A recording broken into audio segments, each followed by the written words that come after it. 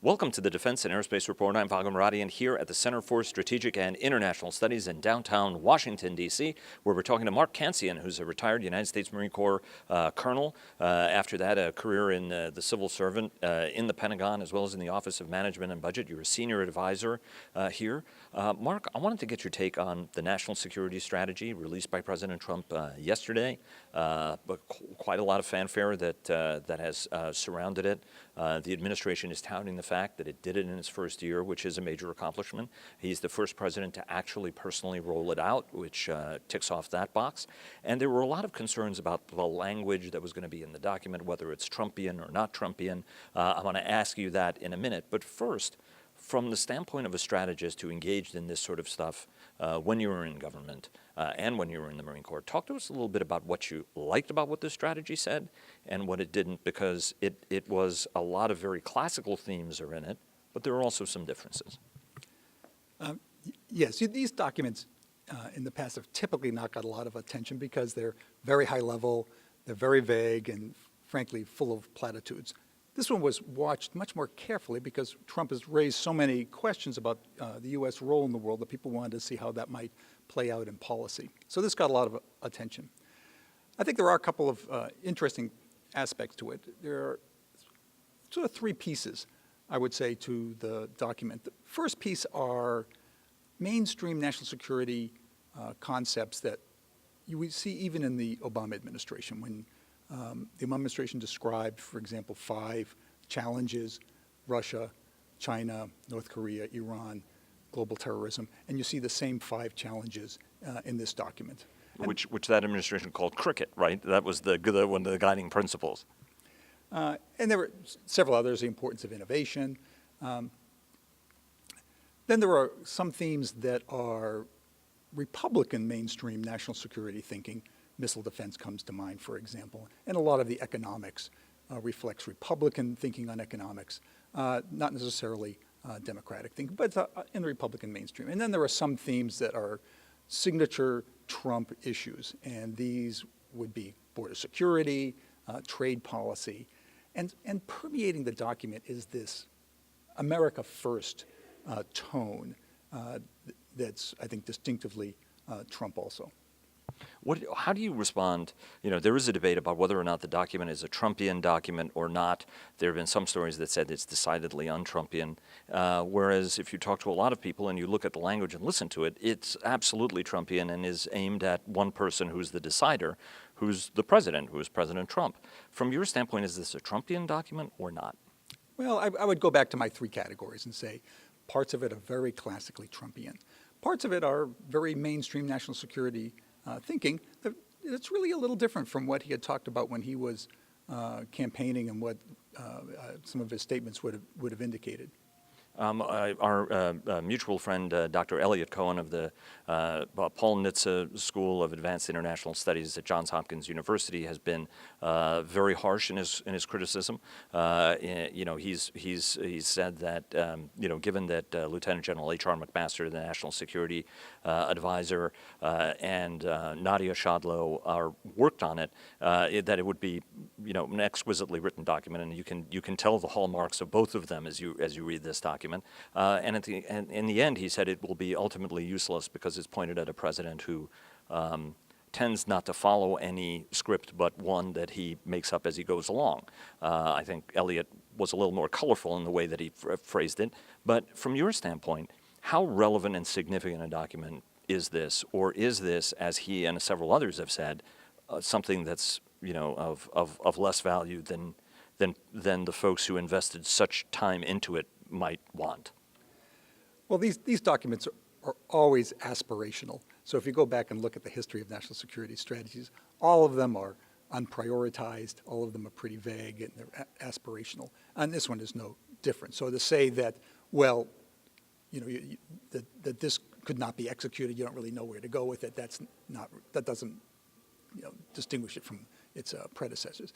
I think there are a couple of things, actually, to disagree with Elliot. One is that this provides what the State Department calls a chapeau over all the other strategy documents that are going to be coming out next month.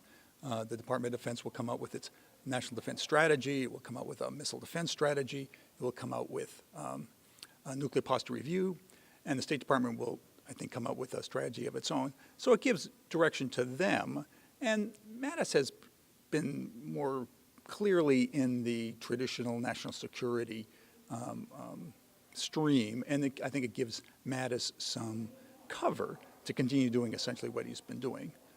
On the other hand, I'd say you have to judge the administration on what it actually does. And I think that you can argue both ways for the year that they've been in office so far. You can look back and say, well, they did reinforce in the Middle East.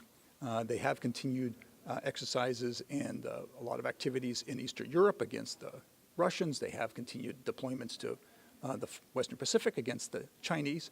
So you can say that, yes, they've really carried that part forward. On the other hand, the document talks a lot about the importance of diplomacy, and the administration proposed very deep cuts to the State Department, and you have to say, well, those two don't really seem to be consistent. Do you think, what is your expectation of the strategy that we're going to see out of the Pentagon? You know, you said it's likely to follow consistent themes. There was a tremendous amount of coordination through this process. So they were writing their strategy maybe even a little bit ahead of where the conversation point was, maybe in some of the documents, certainly on the National Security Council level. What's your expectation of what the defense strategy is going to say and the national military strategies are going to say? Well, we'll see next month. There have been some hints about that. And one important thing is that it will get more specific. In other words, it will take the very general guidance that you see in the national security strategy and take it down a level to programs and forces. And then after that, we'll see all of that played out in the FY19 budget. So over the course of the next 2 months, you're going to see a lot more specifics that you can then measure the national security strategy by. What we hear about coming out of the Pentagon is a couple things. First, they haven't settled on resources, at least they hadn't as of last week, and that makes a huge difference. It was clearly going to be a large increase, but depending on how much money you get, then of course you can do a lot more. Mattis has signaled that he wants to focus on modernization, what's called capability, rather than forces, sometimes called capacity. So I would expect that there's going to be a lot of increases to modernization programs, and maybe not a whole lot of expansion of forces. And that's a little different, I think, from what people have been expecting. You know, the president had talked about large increases in forces, 350-ship Navy, 540,000 soldier Army. And I think it's going to be very difficult to achieve that. Let me ask you about, as you said, a lot of these are aspirational. In this document, if you read it, it certainly frames the challenges, I think, pretty accurately overall, and I think most would agree in terms of where China, Russia are, their behavior, and what the challenges that constitutes to the United States and its allies. But that concern and the criticism that historically has been leveled by Republicans toward Democrats was, well, you guys haven't prioritized anything. This document also does not have much of a conversation about resources at a time when the nation has a very, very high debt at $20.6 trillion and counting. Should this document have set better, clearer priorities and acknowledged more the resource challenge that is, the department may dodge it for a year or two, but almost everybody expects some form of comeuppance in say 3 years' time, for example, as borrowing rates go up and the debt becomes something that becomes more of a priority. Yeah, this has been a perennial criticism of the national security strategies, that there's no sense of priorities, for example, and that there's no sense of resources and trade-offs that come from that. Ideally, of course, you would have those kinds of trade-offs and some insights there. There's a classified version that's going to the Hill, and there may be a little more sense of the trade-offs, at least at the policy level. I don't expect that you would get down to the budget level. I think that, given our experience here, that's a kind of trade-off, that's a kind of insight you're going to see in the National Defense Strategy, which is the successor to the QDR, the Quadrennial Defense Review, that was conducted many times before. And this one is going to, the process is somewhat similar. The requirements are a little different. So you'll see some of those trade-offs in the NDS. And then, of course, when you get to the budget, you're going to see exactly what it means line by line.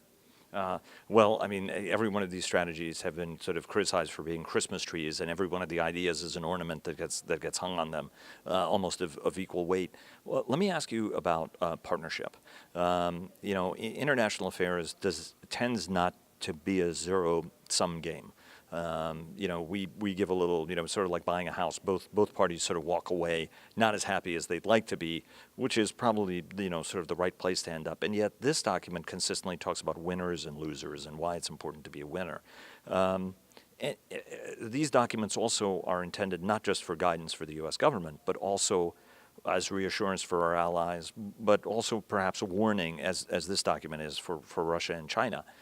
Talk to us a little bit about partnership, what that means, and the challenges associated with countries, particularly in Europe, some of our most traditional, longstanding allies, who are somewhat concerned about this. Do partnerships become a little bit harder in a document that tends to cast things as black and white, as win or lose as this, with repeated refrains of sovereignty? John Hamre, who leads CSIS, as you know, has repeatedly talked about, he's been in this game for more than 40 years, and every president has woken up America first every day. It's just not all of them have decided to say that necessarily, which carries certain challenges with it. I think the short answer is that there's good news and bad news for our European partners. The good news is when you read the text in the strategy, there's a lot in there about the importance of allies, particularly our close relationship with European allies, the long history we have with them, and the importance of NATO. There is a little section at the bottom that says, and they really ought to pay more. But every national security strategy says that. I mean, we've been trying to get the Europeans to pay more ever since the Second World War. The bad news is when you watch the president's speech, and he gets to the part where he talks about European allies, he's much more about transactional. They have to increase their spending or they have to pay us for defending them, much less about the partnership. So you see good news and bad news, and we'll see how that plays out. Now, Secretary Mattis and Secretary Tillerson, I think, have been very clear that the importance of allies. They've gone out to reassure allies and to work with allies. We'll see how all that plays out over the course of the administration. The president, though, is glowing in every reference that he has to Vladimir Putin. Even talking about, counterterrorism cooperation, which has existed. That's not new. The United States passes tips to them. They pass tips to us. That's been the case. Nobody publicly discusses it, so this is sort of a break with that a little bit. But, what are the implications for a president who doesn't take that opportunity to be as critical about the Russians and rather is glowing about the Russians? Doesn't that sort of undermine a lot of the language that's in the document that is critical and challenging of Russia? It would if we were seeing that on the ground, and at least from the Department of Defense's perspective, you don't.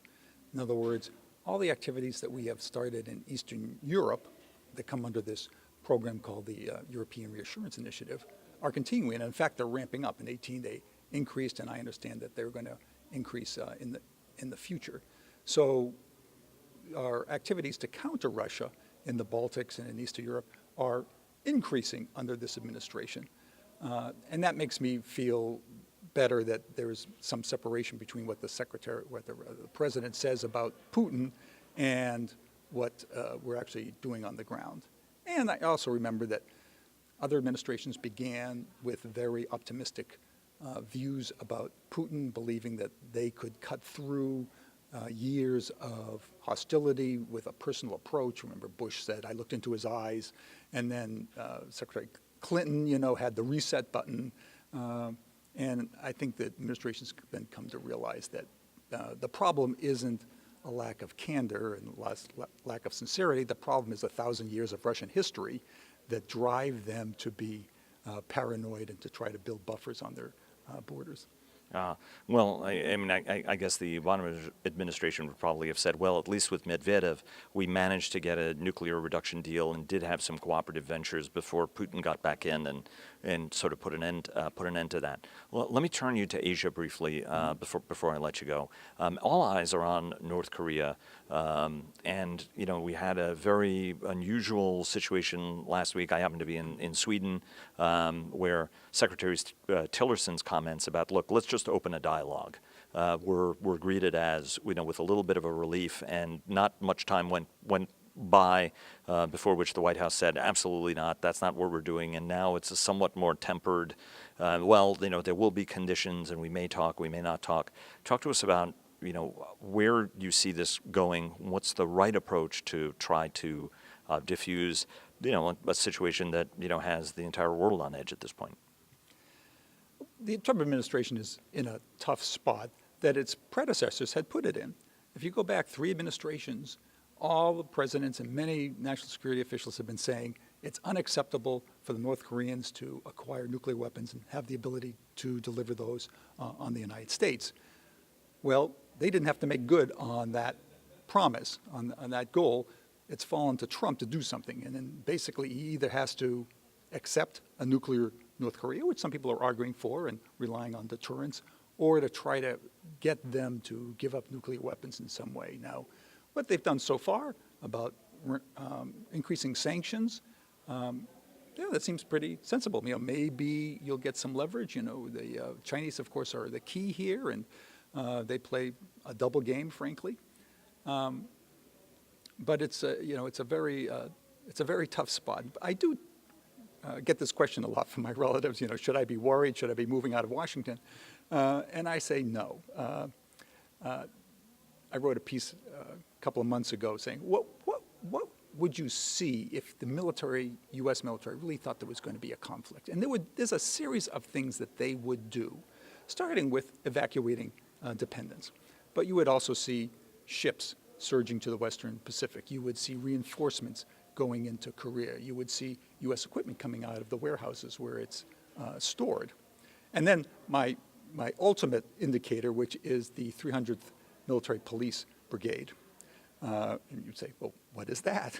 This is a unit in the National Guard, or rather in the Army Reserve, that does enemy POW operations. And calling up that unit doesn't do anything for deterrence because they're way in the rear, they're not visible, they're not a shooting unit, but it's the kind of unit you absolutely need if you're going to fight a war. And when they were called up in 2003, they were called up in about February. That's when I turned to my wife and said, it's going. And you have seen none of those things in Korea yet. So that gives me some reassurance that at least at this point, the military is not expecting a war. And do you think that, by the way, that was a very, very astute observation, I have to say. I mean, it was almost marked as Sovietological, it's like, no, well, they haven't activated that, So what's the way forward? Is the deterrence model the right model? We've been deterring them since the Bush administration when they first detonated a nuclear weapon. There's a view that the harsh rhetoric is actually going to propel them to make a last-ditch gambit. If I'm going to go down, I might as well go down swinging. What's the right way to sort of address and resolve this situation? Because the Chinese show no interest whatsoever. I mean, it takes up so much of our bandwidth here in Seoul and Tokyo. If I was Chinese, there's no way in a million years I'd resolve this and have a united Korea on my border. So, what's the way ahead? I mean, is it a classical deterrence model and tell them, look, Kim, you can do anything you want. You can launch any kind of rockets you want. But at the end of the day, you make one move, we're going to turn you into a glass parking lot. I wish I had an easy answer, but of course there isn't one. And if there were one, of course, I think the United States would have tried it by now. For a long time, we tried to make the deal economic aid for nuclear weapons. We thought we had made that deal back in the 1990s. It turns out they cheated. I don't think that's a viable way forward. I think the sanctions are probably worth continuing and see if the squeezing there produces some progress. And in the background, maybe if you just keep squeezing, then some general is going to decide that he's had enough, or feels threatened enough that he just takes care of this problem on his own. I mean, something like that could happen.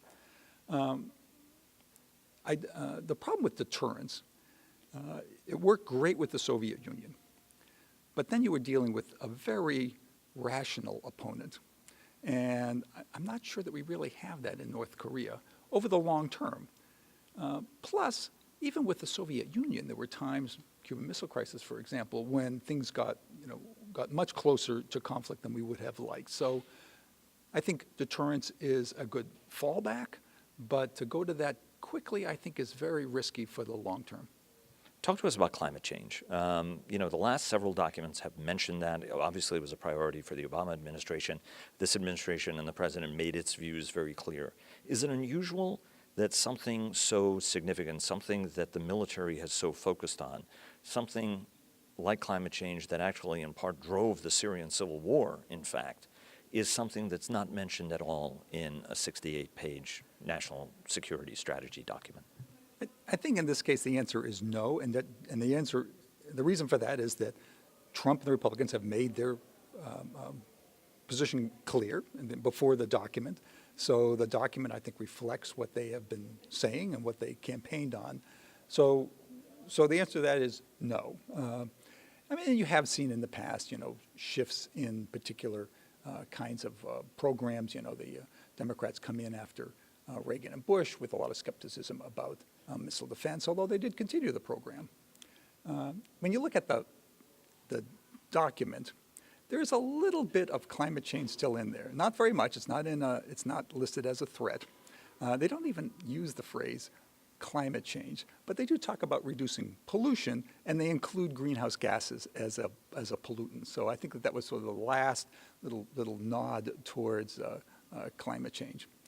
But do you think that that's a mistake given how much change that's likely to drive that keeps some planners in the Pentagon awake in terms of migration, water, food, other sorts of climatological issues that will put American forces at risk around the world? I have to say I don't. And it's not that these things won't happen. It's just that they're very long-term challenges, the climate. And even if there were no climate change, you're going to have a lot of demand for humanitarian assistance. A lot more people are living in coastal areas. You have a lot of buildup in coastal areas. So I think you can separate the missions from climate change, and I think that's what the department's going to have to do, because if you say, well, if you don't believe in climate change, then you don't have to think about humanitarian assistance, well, that's wrong, because we're going to be doing it anyway. And I think the department will continue to do that, and I think it's going to need to.